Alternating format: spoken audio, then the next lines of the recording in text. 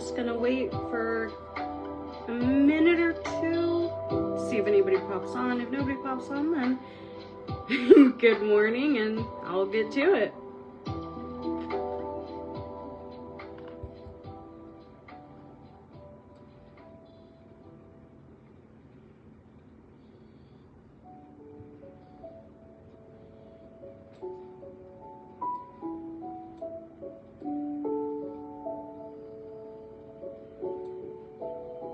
There we go. Good morning, everyone. I hope everyone's having a wonderful Thursday, I believe.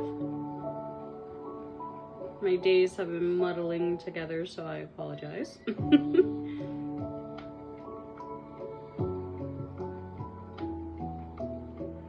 Alright, well, since we have a couple people popped on, I'm going to go ahead and get started. Hello, everyone. Welcome to the Circe Live. We are going to talk about this goddess and things like that.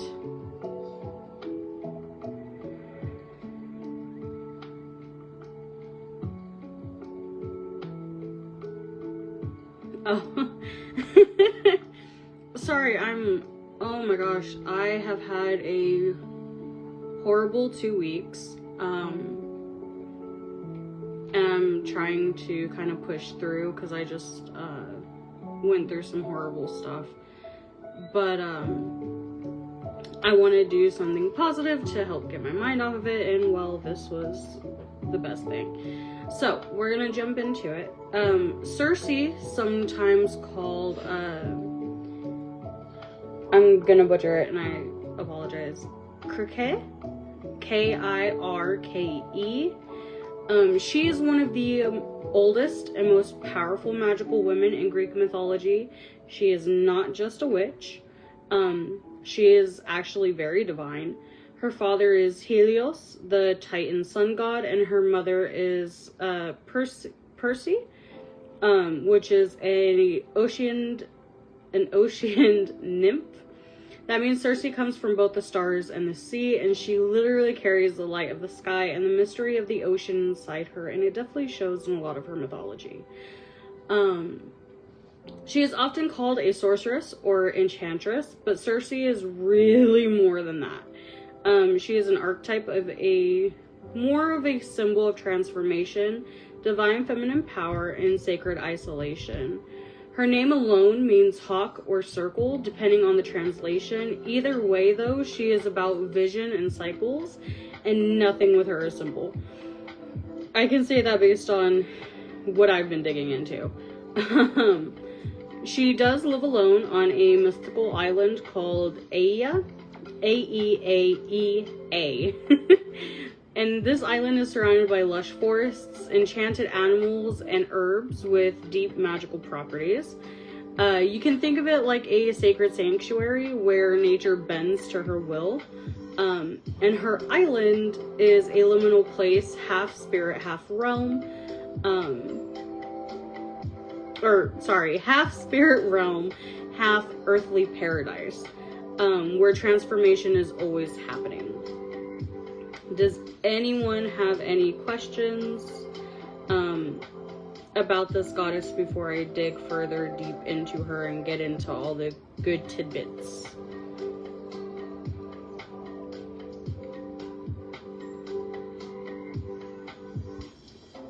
You're good, Alexia.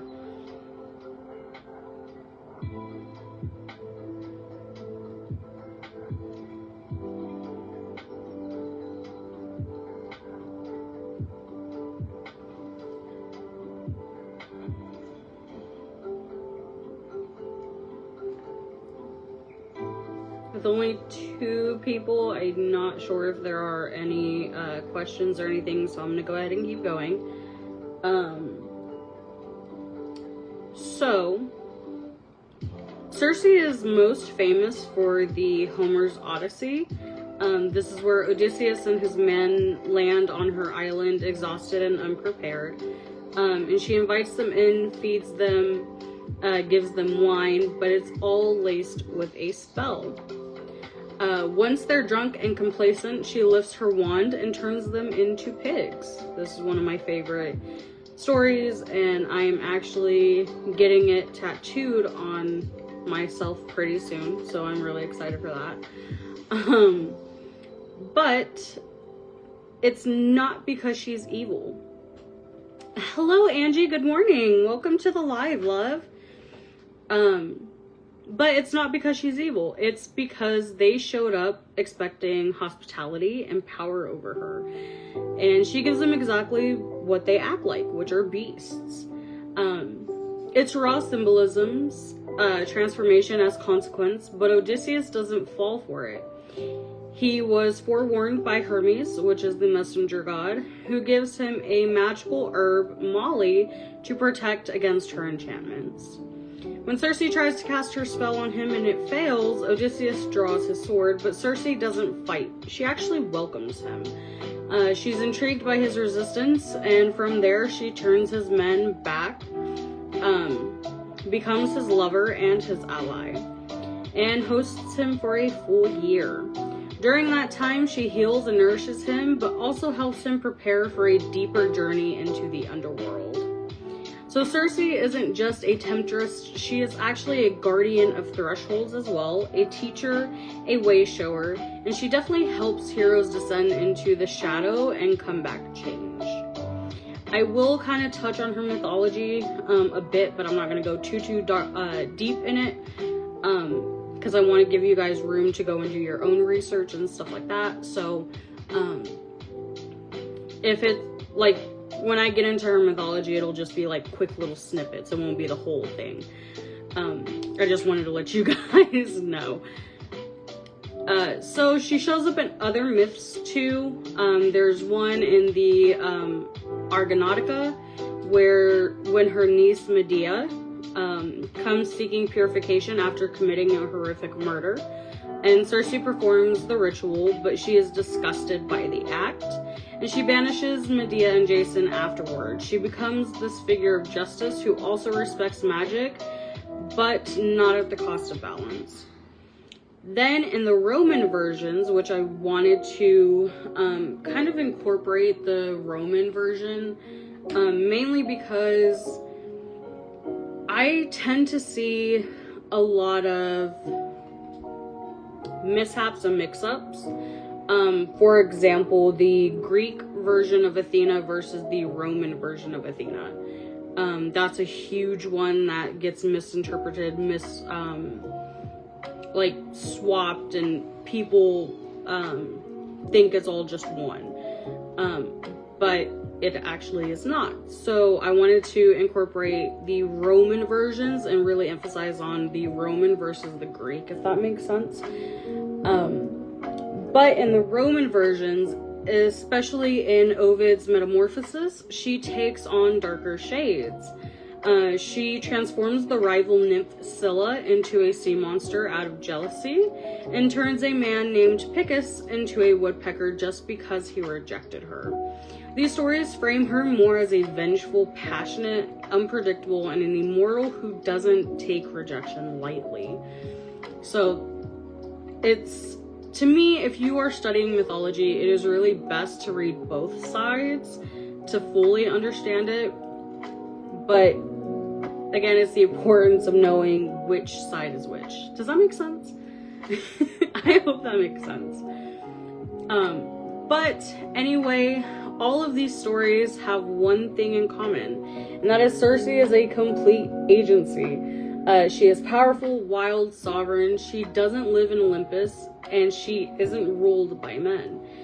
She doesn't need a temple or followers. Her magic comes from within, and it's fueled by nature, knowledge, and her refusal to be less than what she is.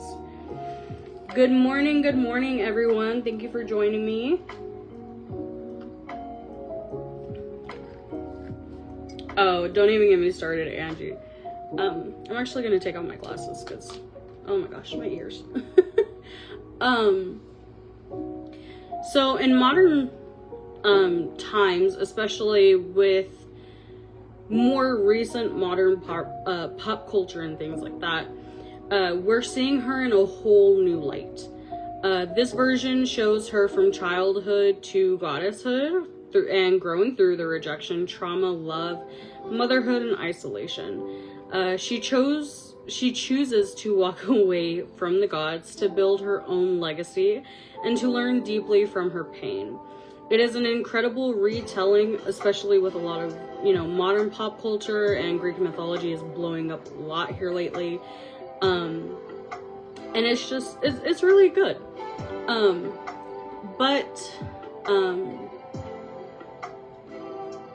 It reveals that her strength was never just in her spells.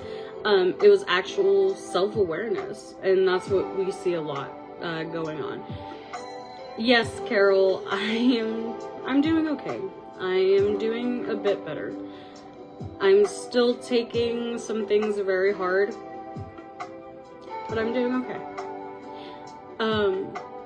Sorry, ladies. So, Circe teaches us that transformation is necessary, but it comes with a price, as does everything, really. I've learned that the easy way, and I've learned that the hard way with alchemy. I'll just say that.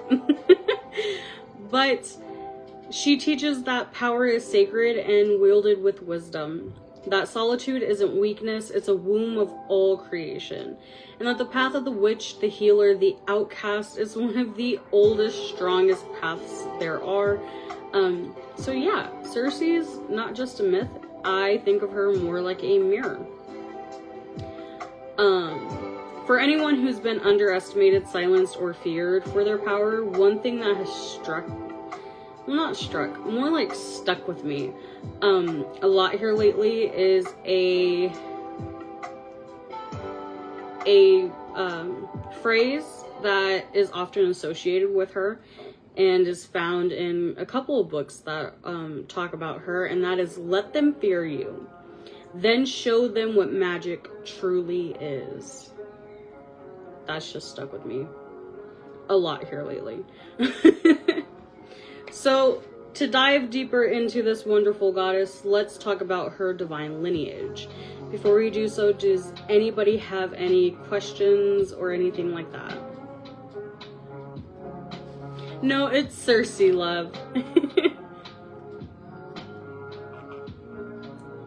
But I believe we talked about that once upon a time, Carol, where I was gonna say Kalish, and it's Kalech. I'm still working on the HR I promise.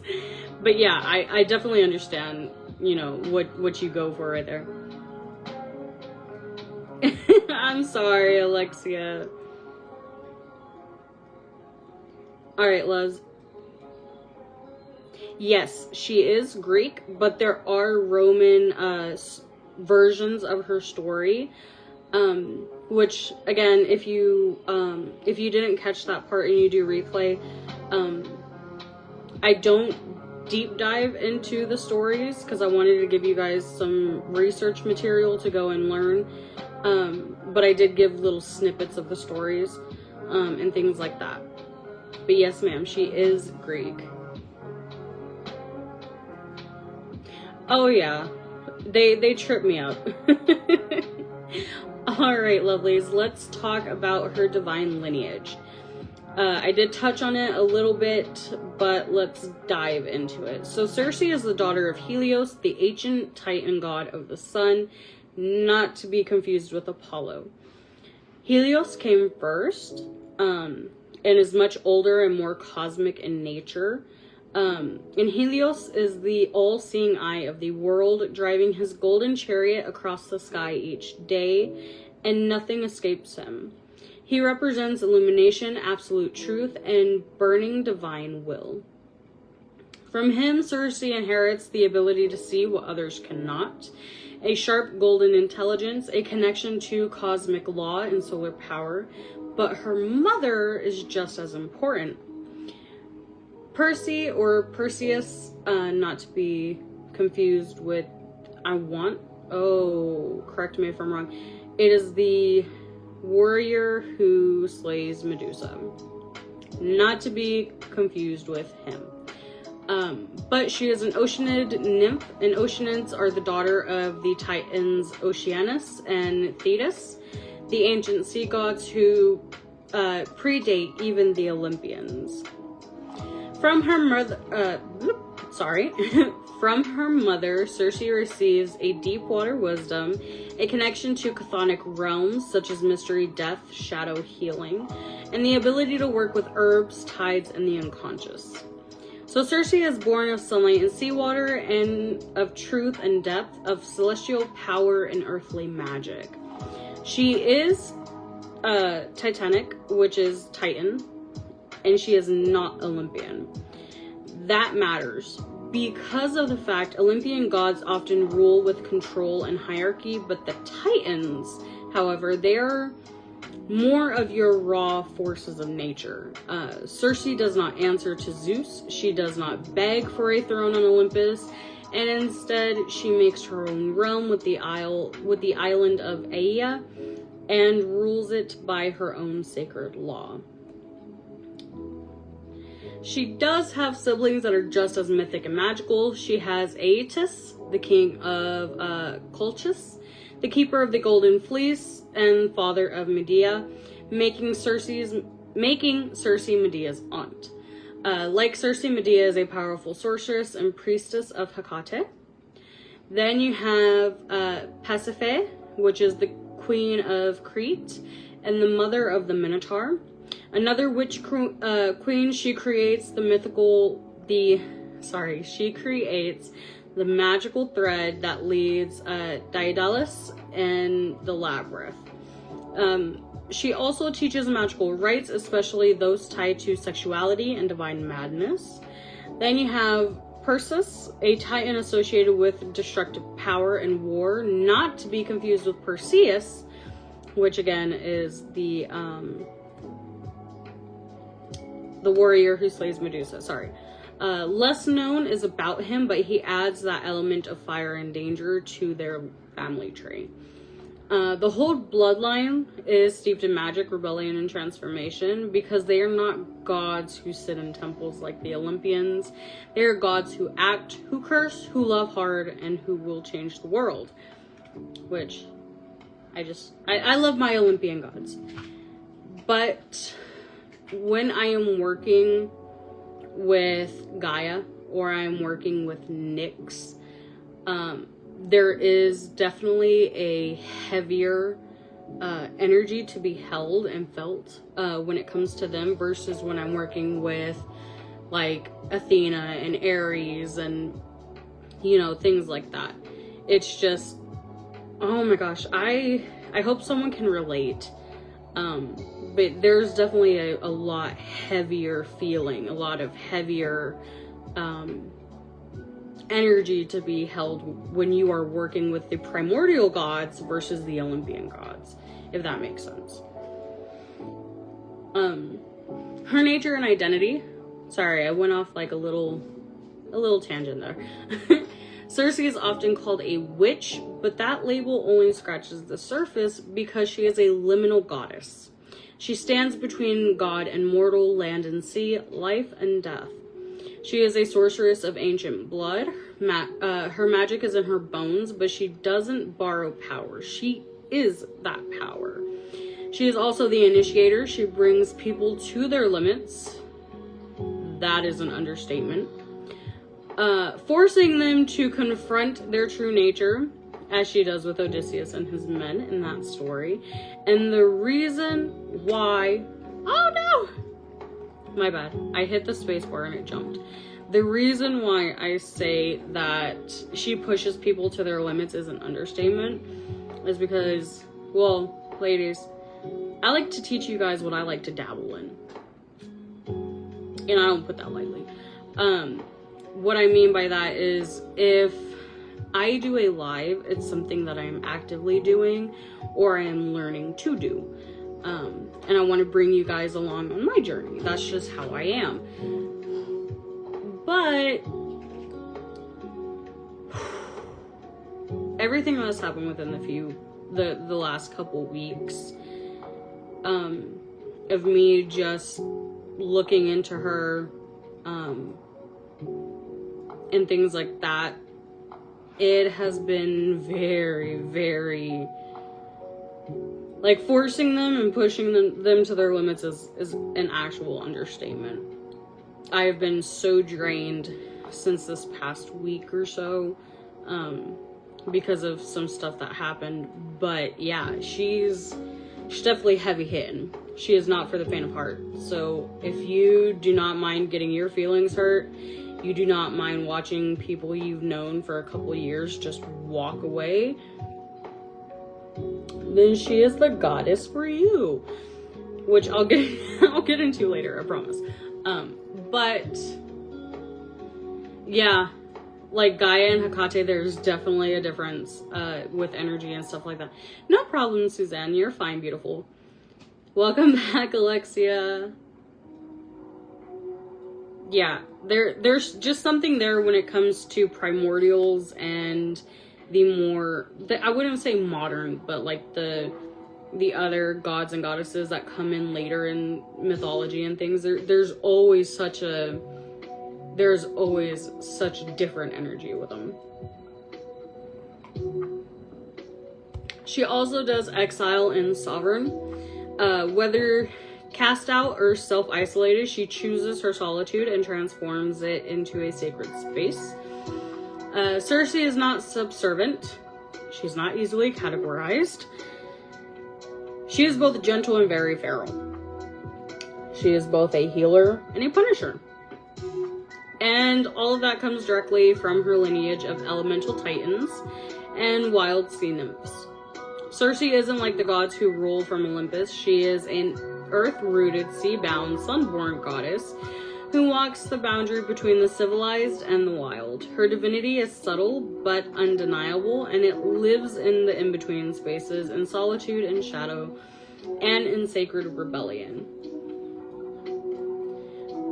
So let's talk about the aspects of her being a goddess. So we touched on she is the goddess of transformation.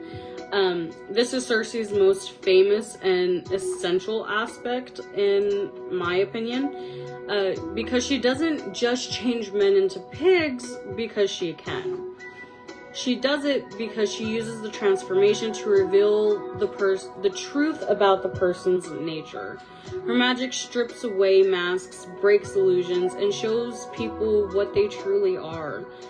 The aspects within transformation, of course, physical shape-shifting. She changes forms and causes others to change shape. Spiritual evolution. Her magic pushes people into their next form like a magical rite of passage. And revelation through change. Transformation with her is always a lesson. It sure is. Modern magical uses of working with her in transformation is when working with Circe in this aspect, she helps you shift your identity, break off limiting rules, and initiate a personal rebirth in a way. She is also the goddess of herbal magic and potions. Circe is one of the great herbalists and poisoners of ancient myth. She understands the soul of every plant, especially with the dual nature, healing and harm. And her craft includes brewing potions that enchant, heal, seduce, or destroy, growing and harvesting magical herbs with intention, and creating elixirs that cross the veil between worlds. She is an embodiment of the Green Witch, but not just the sweet earthy kind. Circe is also a poisoner who knows the exact dose to kill, cure, or awaken.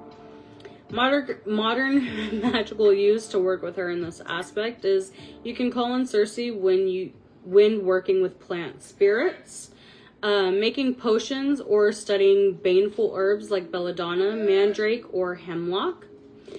And she is the goddess of wild nature and animal spirits.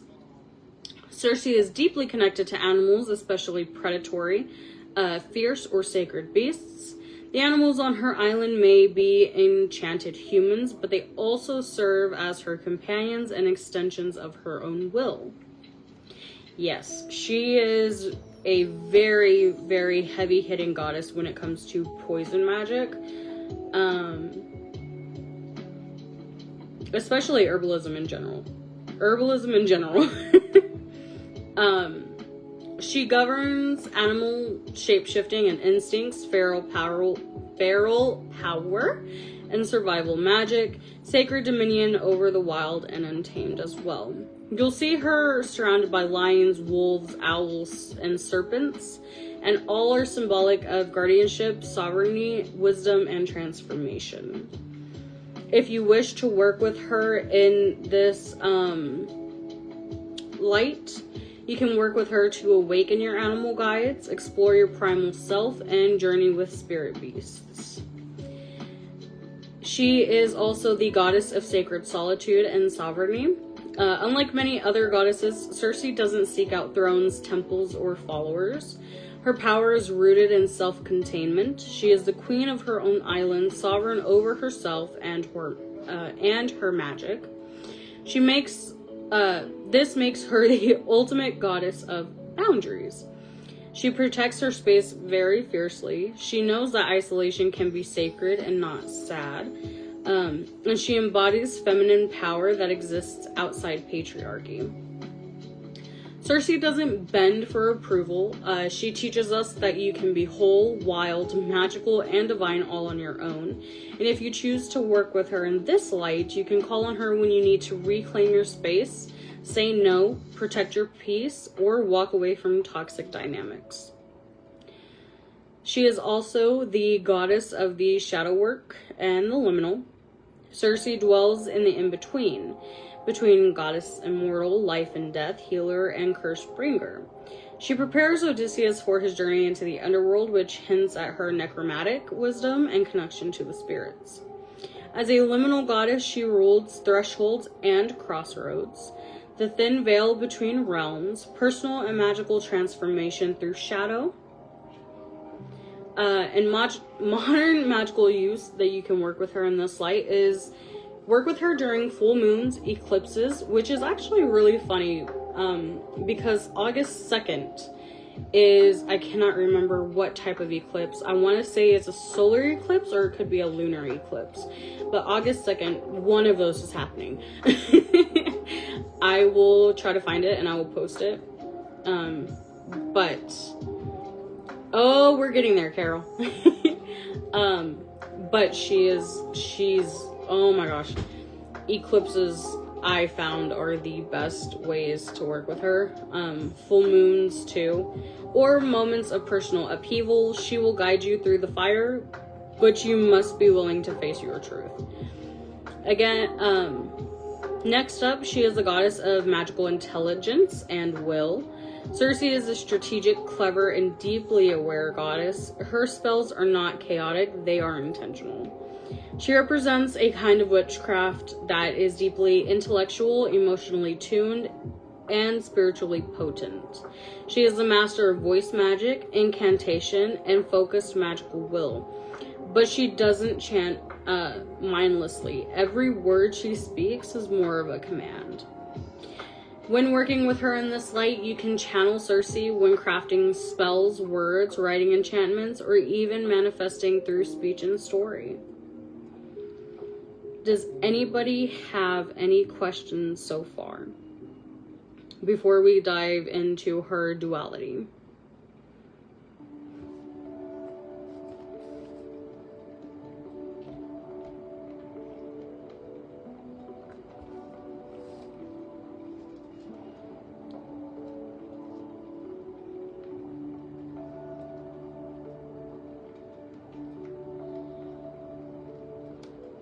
If not, I'm gonna move on, but you guys can always, of course, comment and I will catch them.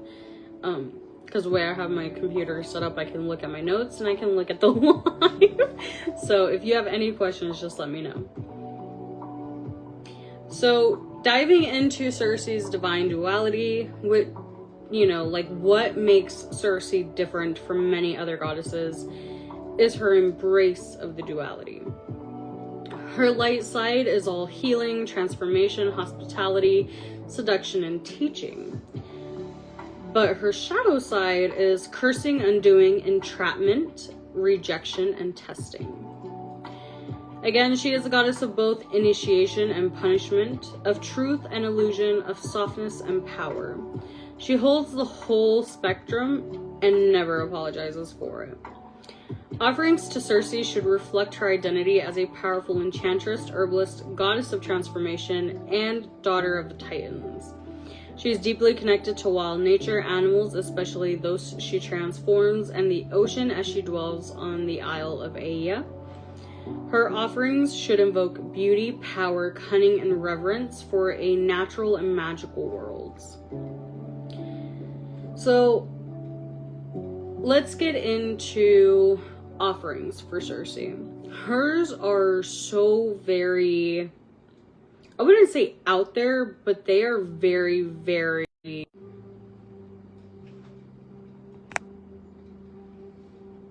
Sorry about that. Someone was calling. I'm not sure why. But her offerings are very heavy hitting. Because of the fact that they are kind of... They're just heavy hitting. I'll leave it at that. Herbs and plants, of course, are a huge one. And we will talk about why they're sacred to her as well. So Molly, it's a mythical herb. The reason why it is sacred to her is because it is said to be the antidote to her magic, symbolic of transformation and power, often represented by garlic, snowdrop, or galanthus. Sorry. Then you have mandrake, which is the root of transformation and seduction, associated with magical potency. Wormwood, which is protective, mystical, and bitter tied to Circe's edge, if you will. Bay laurel, which is used in Greek rites associated with divination. Rosemary and mugwort, vision, spirit contact, dream magic, and ideal for connecting to her. Then you have dittany of Crete, which is an ancient Greek herb used for magical healing and invocation. And poppy, which is associated with dreams, sleep, and altered states. Perfect for some trance work. Welcome back, Angie. Yeah, you better get it. I'm joking. Animal-based or symbolic offerings. With Circe's mythology often involving animals, those she transforms and those she keeps around her island, it was gonna pop up. Honey is another one. Seen as a sacred food of the gods and a symbol of transformation, nectar to mead. Milk, a simple yet ancient offering symbolizing life, nurturing, and feminine power. Cheese or butter, especially goat cheese, which is rustic and appropriate for an island enchantress. Meat, whether it's cooked or symbolic, for deeper workings or honoring the wild, transformative nature of her magic. And of course, animal figures, essentially boars, lions, wolves, pigs, or birds of prey, as many of them were men that were transformed. Then you have the elemental and natural offerings, because Circe is a daughter of the sea god, Helios and Perse. She resides on a mystical island surrounded by the ocean. So you can also give her sea shells and driftwood found on the shore and ideal for invoking her island energy. Salt water represents her oceanic domain. Sand from the sea or river, which anchors her presence in place-based magic. Feathers for transformation and flight. Moon water or lunar charged items. As a goddess who dwells in luminality, nighttime offerings are very much more powerful. Food and drink offerings. She is described as hosting guests with banquets, often enchanted. You can offer her red wine or mead, which is a classic offering for any god or goddess. But the reason why is because it's used to invite spirits or gods. You can offer her a pomegranate or a fig, which is a symbolic of seduction, the underworld, and enchantment. Apples, which are tied to witches and transformation. Dark chocolate, because I don't know about you guys, but I love sweetening up my gods and goddesses before I work with them. And so I'll offer them candies. I will offer them cakes. I will offer them honey. If you watched any of my god and goddesses lives, I will always include a sweet treat in there. Always. I do not know any god or goddess that has refused a sweet treat so far. Hi, honey. So yes, dark chocolate, especially with sea salt or herbs, sensual and rich. Herbal teas brewed from plants sacred to her. I'm not going to give you guys the recipe, but I'm going to give you what I put in it. I do put other stuff in here, but to each their own flavor and how much they can take. Herbal teas, the ones that I do, for Circe is mugwort, rose, thyme, and mandrake root. Again, I put other stuff in there, but those are just some of the things I mainly put in there that are sacred to her. That blend is a very excellent blend. And of course, olives or olive oil, ancient Greek staple and powerful magic conduit. No problem, Patricia. Welcome, beautiful. I hope you're having a wonderful day so far. So, looking at magical and devotional offerings, these are ideal for working with Circe in your witchcraft journey. Of course, handwritten spells or incantations. You can dedicate a spell to her or inscribe her name into a magical working. Herbal bundles or enchanted oils created with the intention and offered as devotion. Witch bottles or spirit jars left on her altar to show her practice and craft. Mirror or black obsidian represents her reflective deep power. Snake charms, feathers, or bones, symbolic of transformation, shedding skin, and ancient power. Yes, Bunny, I recently just lost my big bunny. She passed away early in the morning a couple weeks ago, and a lady on Facebook that helped do her pelt for me, she had a runt that was not thriving, that was getting pushed away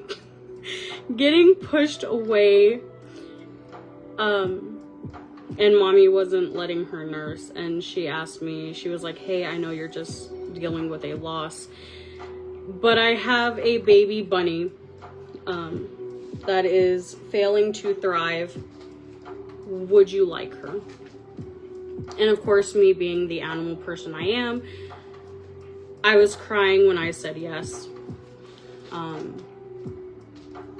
She reminds me of my big mama that I lost. Her name, though, is Pebble, because she is the runt, and she is very small, and she keeps escaping her cage, so she keeps me on my toes. But yeah, my husband, he'll walk into the room, and he'll see her escaping her cage once again, and so I feel like my big mama sent her to me for a reason, after saying goodbye. But enough about that. You'll probably see her more often in lives, especially if my husband catches her outside her cage. Where are you going? Yeah, see, she center of attention.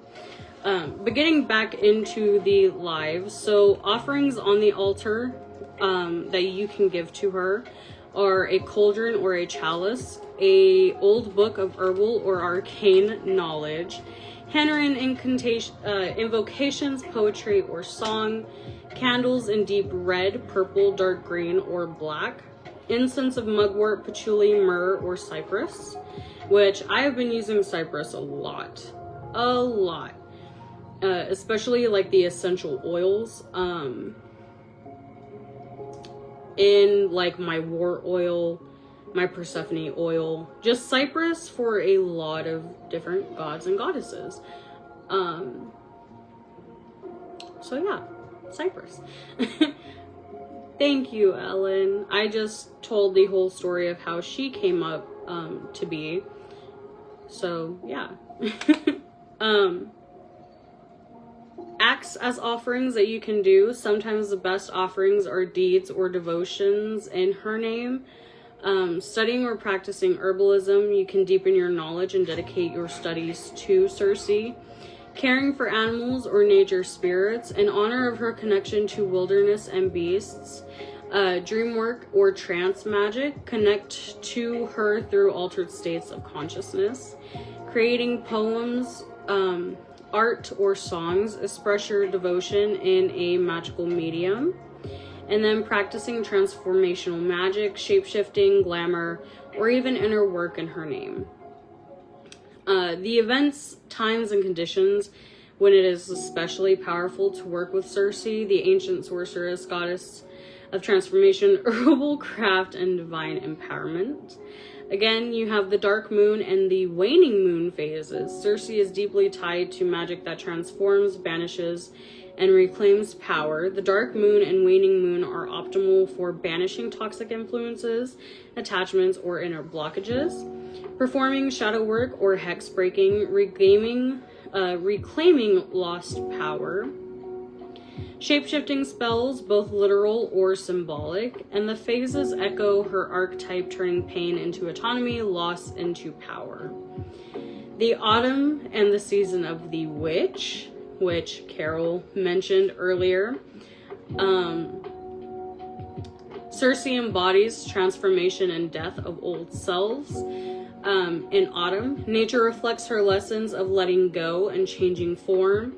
As the veil thins, enchanting spirit communication and herb-based sorcery, the equinox and Samhain energies amplify Circe's power and rites of transformation and liberation. Ways that you can work with her on this one is you can try ritual baths to shed old identities, spell work, or personal sovereignty. Ancestral meditations with feminine witches, crones, or bloodlines. And times of personal transformation. Circe calls when you are ending a relationship or a toxic dynamic. Taking back power from those who have wronged you. Exploring sensual or wild nature. Shifting your spiritual identity or your magical path. And working with her during life's turning points can also help you, such as cut cords with confidence, rebuilding your magic with autonomy, and tapping to your primal feminine knowing.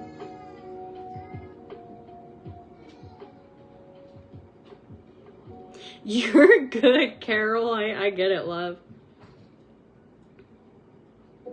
Oh yeah, like I said, Patricia, she is not for the faint of heart. So if you are not ready, I do not recommend you reaching out to her.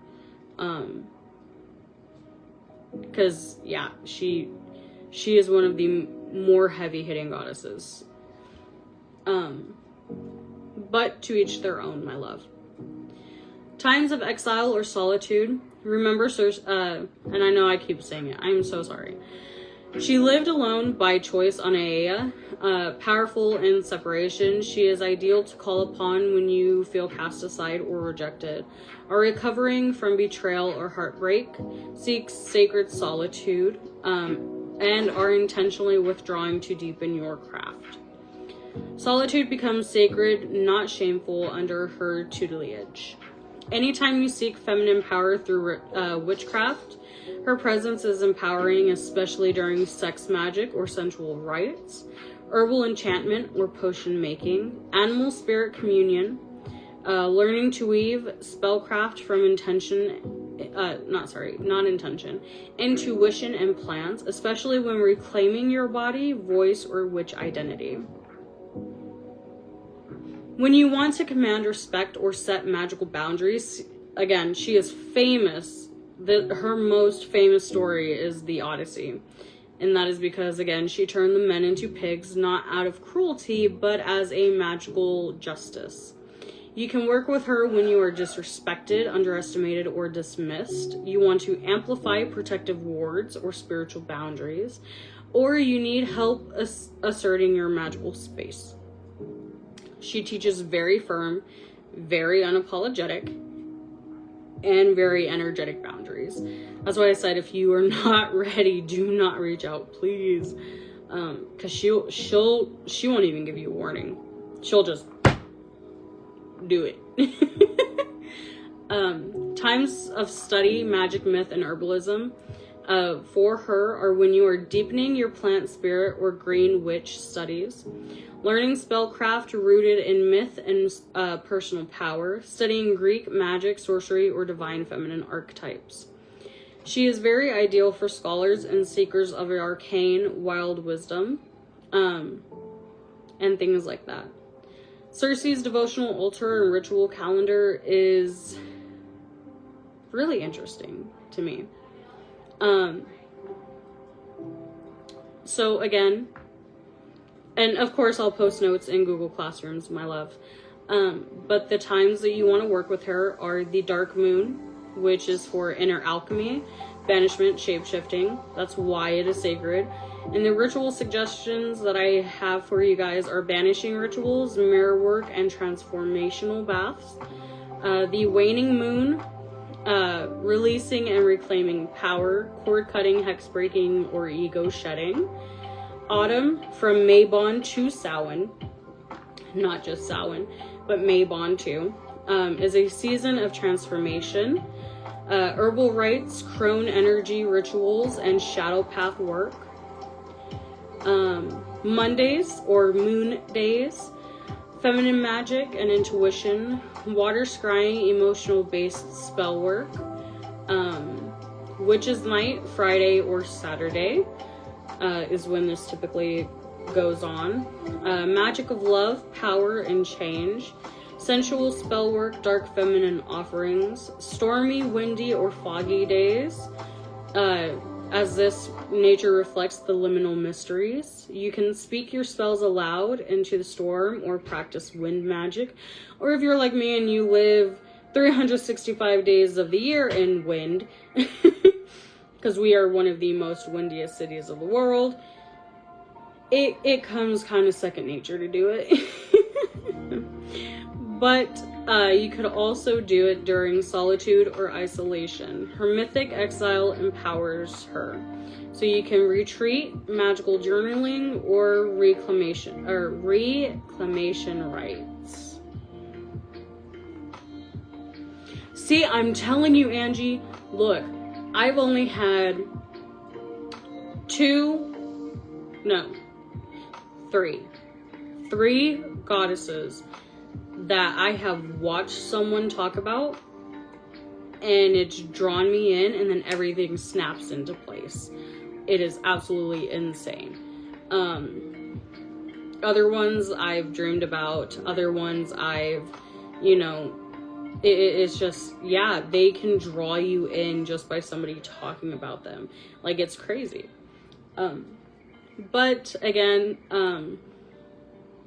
I've already gone over the offerings to Circe. I guess I was just really, really tired when I was typing this. So I accidentally put it in there twice. But just in case there's like a little list of things. One thing that I don't see people talk about though is the altar elements. And what I mean by altar elements is like, see, I'm Delulu. So I use color magic for literally everything. But this is what I consider altar elements, right? So like color themes, symbols, things like that. But like those are altar elements, not just talking about elements in general.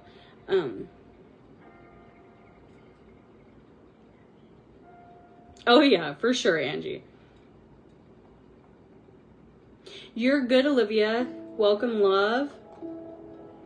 It is a very windy city in Texas, yes ma'am.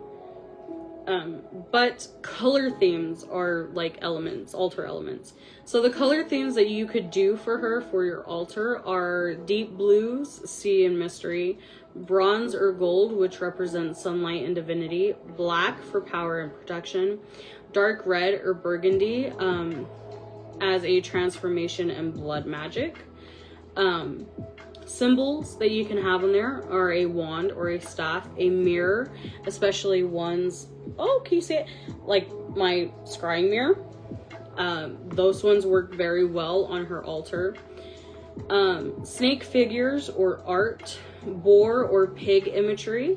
I'm telling you, the pig imagery is so heavy hitting with her. Because it's a symbol of transformation. Herbs in jars or bundles, like if you make your own, oh, what is it called? Like a sage bundle, a cleansing bundle. Those are really, really good. Open books or spell scrolls as well. Seashells, storm water, driftwood, a bowl of wine or herbs to charge. Statues, of course, or visuals. If they're I have yet to find a Circe statue. So, what I do is I use art of a powerful witch with wild hair. Or I will do a woman with snakes, animals, or waves. Or a moonlit island temple or cave. Like what I posted for the picture of the event for this one. That's the picture I use to associate with her. Daily devotional practices that you can do. I did Monday through Sunday. So, Monday you can do water scrying or journaling with moonlight in Circe's name. Tuesday you can speak an affirmation or power while burning incense. Wednesday you can brew a tea and speak your intentions over it before drinking. Thursday, you can clean your magical space while listening to ocean sounds. Friday, sensual movement ritual with rose or mugwort oil. Saturday, you can do spell work with her, such as shape-shifting, glamour, or justice spells. Sunday, you can rest with a book about magic and offer her your attention and study. Ritual ideas to rotate throughout the month. Again, mirror ritual for transformation. Speak to your reflection as an empowered version of yourself and ask Circe to help you become her. Boar bone or pig effigy spells. These are symbolic. You do not need a real animal, but if you are like me and you're really wanting some bones, you can go into like a butcher, and some butchers do it, some don't. You can also go to taxidermy places if they do bones and stuff there, but you don't need it. You can write down harmful words spoken to you and feed them to the boar, as Circe did, or you can burn or bury the list at a crossroads.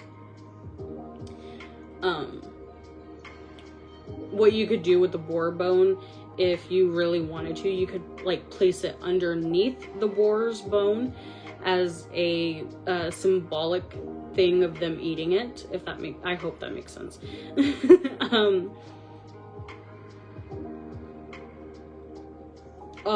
Alexia, I would love to deep dive into that, but yeah, you're right. There's info there, but there's hardly info there, so I feel you, love. Oh yeah, for sure. I actually have a event coming up, and it's called the Bizarre Bazaar, and it's where people will sell oddities, bones, blood vials. Like, it's just a place for all of us little kooky weirdos to, you know, go in and get stuff. Yeah, even wild boar bones, yeah. Especially if, like, coyotes and stuff, you know, come in and things like that. No problem, Ellen. You have a wonderful day, beautiful. But yeah. The other one is Circe's wine spell. You can enchant wine or juice with a whispered spell. You can stir with your finger or your wand and slip only once your intention is solid. Herbal cord cutting bath. You can use bay leaves, rosemary, and salt. And you can call on Circe as you soak, visualizing cords breaking and power returning. Ocean spirit summoning. You do not need to be by the ocean to do that. You can use a bowl of salt water if you're like me and you have no ocean around. And you can whisper prayers into it. You can place it outside under the moonlight for her to hear you. And of course, devotional studies for witches' journals. So you could do the topic as Circe as an archetype, and the prompt for your journal would be like, what does she teach me about reclaiming power? Topic for plant spirits, what herbs would I use to enchant like Circe? Animal allies, if I shapeshifted, what animal would I become and why? Mythology, magic, what part of her myth do I resonate the most and how do I rewrite it for myself? Again, sorry about that. When to work with Circe, witchcraft timing and energetic alignments, of course, the new moon, the waxing moon, which I didn't get into. So, the waxing moon for spellwork and building confidence, personal magnetism, and magical skills. Excellent for learning new herbalism techniques or working with plant spirits. The full moon is the most potent time to honor Circe as well as the lunar sorceress. Best for high ritual work, initiatory rites, spell contact, and glamour spells. Work on asserting independence, breaking patriarchal bindings, or enhancing intuitive gifts. The waning moon is ideal for banishment, uncrossing, and return to sender spells and transformation. Great for clearing the self before invoking Circe or journeying through her island in meditation. And then, of course, you have Sabbats in the Witch's Year. Though Circe is not tied to any one seasonal celebration, certain Sabbats strongly align with her myth and her energy.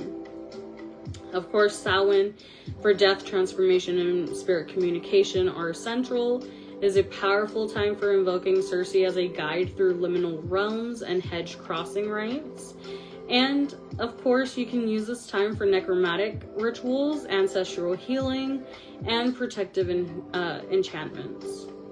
You have Beltane, embodies Circe's sensual sovereignty, wild freedom, and nature-based magic. It is ideal for sex magic, love spells, especially involving autonomy, or charging tools via ecstatic rites. Then you have Lammas, which is tomorrow, which is why I picked the 31st. So, this is what I am doing, but I wanted to let you guys, get in on it. Of course, Mabon too, you can do the same thing, but Lammas is a bit more heavy-hitting than Mabon.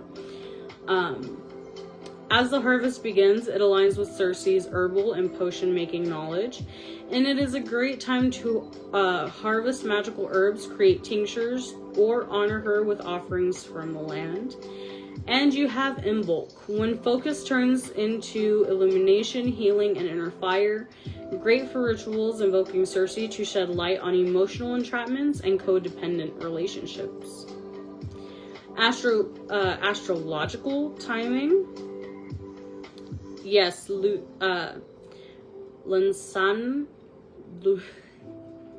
why'd you do this to me, Carol? Lusana, I hope I'm saying that right. But yes, I call it Lammas because I cannot pronounce the other one. Of course, astrological timing is when the moon is in Scorpio, Cancer, or Pisces. These are water signs, enhance Circe's emotional, intuitive, and mysterious nature, especially Scorpio, which is perfect for transformation, seduction, and baneful work. Lunasa. I hope I said that right. Of course, Venus in retrograde. It's a potent time to explore Circe's themes of reclaiming power and love. You can use this time to cut ties with manipulative or draining partnerships. Eclipses. These are moments of cosmic upheaval, ideal for rites involving massive life change, identity transmutation, or binding and unbinding spells. Personal ritual timings that you can do are movements of reclamation. Anytime you're reclaiming your voice, body, or story from the patriarchal narrative. Circe supports survivors, witches carving their own path, and those healing from shame. During plant spirit or herbalism studies, which I know I keep touching on, but, you know, the more the merrier, right? Circe is, again, a master of herb craft and potions, study plants, create oils, or make salves in her name, especially potent when done intuitively rather than academically. When feeling isolated or misunderstood, Circe was exiled, transformed herself, and reclaimed her space. She is a powerful ally when forging independence or setting boundaries. And of course, during inner work or inner alchemy, she helps peel back layers of self-deception, leading you to the rawest, most potent truth. And of course, when you are working with animal spirits. You also have environmental cues, again, wild or stormy weather, coastal locations, islands, or seaside rituals.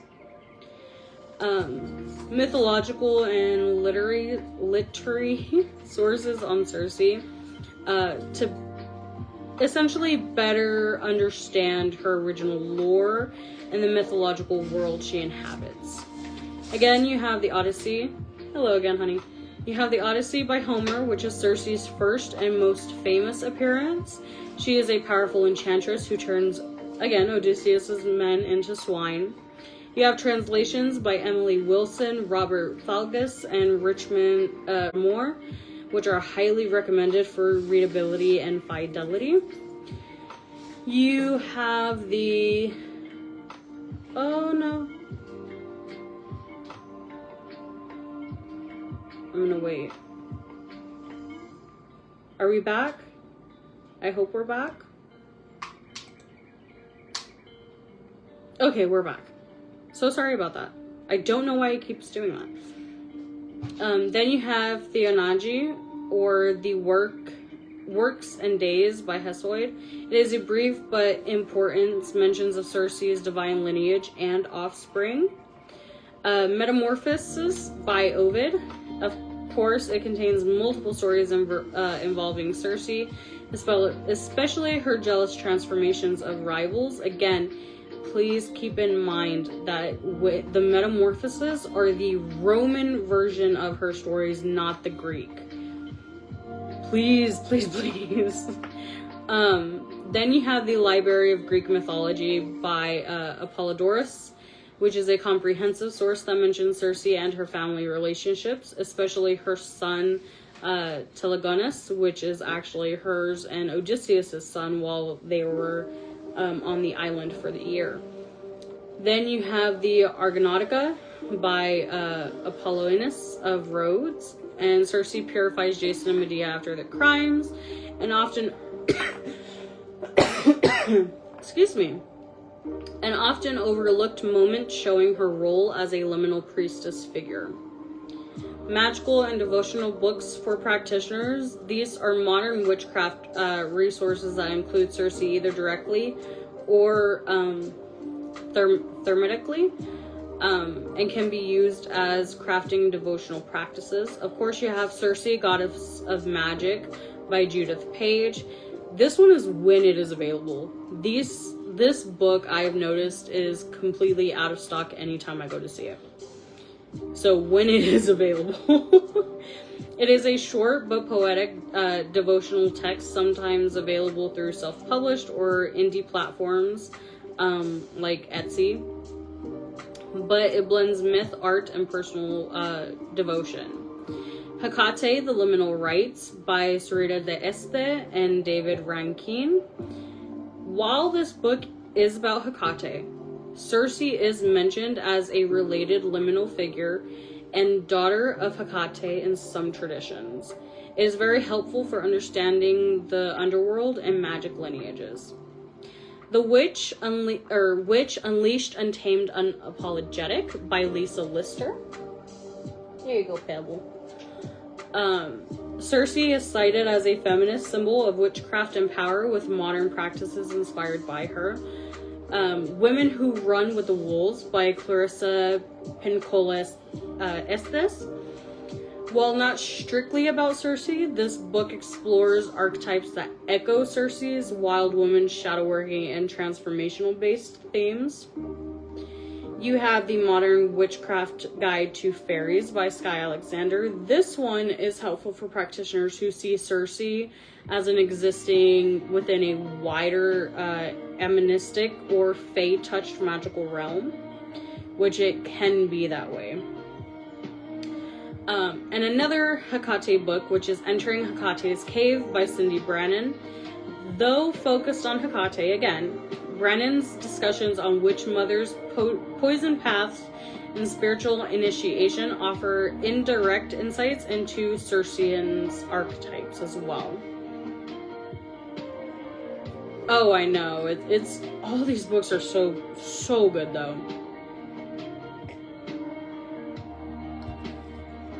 Then you have historical and academic studies. You have Circe, A Goddess in the Making by Charles Segal.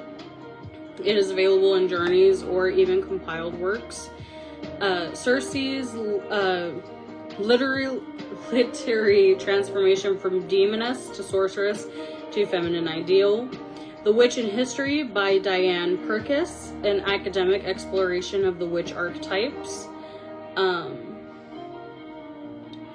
From ancient times to modernity, Circe is discussed as one of the earliest and literary witches.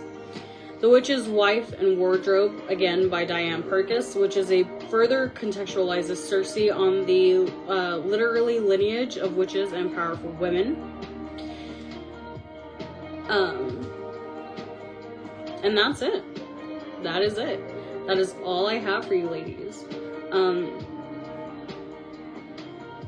So the books that are always out are a lot of the ones that I mentioned, except for Circe, Goddess of Magic by Judith Page. That one is a when they're available.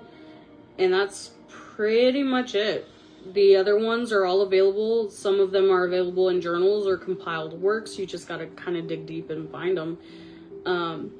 But other than that, all of these are available for anyone. Does anyone have any questions, comments, or concerns?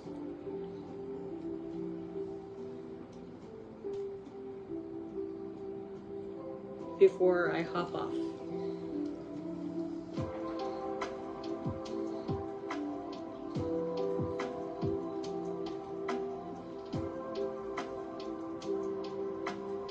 Again, I am so sorry that it kept freezing, guys.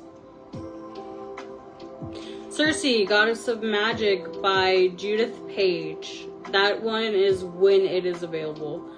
That one's not always available. I do not know her relationship to Calypso. Whenever I was reading her mythology and digging deep into this goddess, I didn't see anything that tied her to Calypso.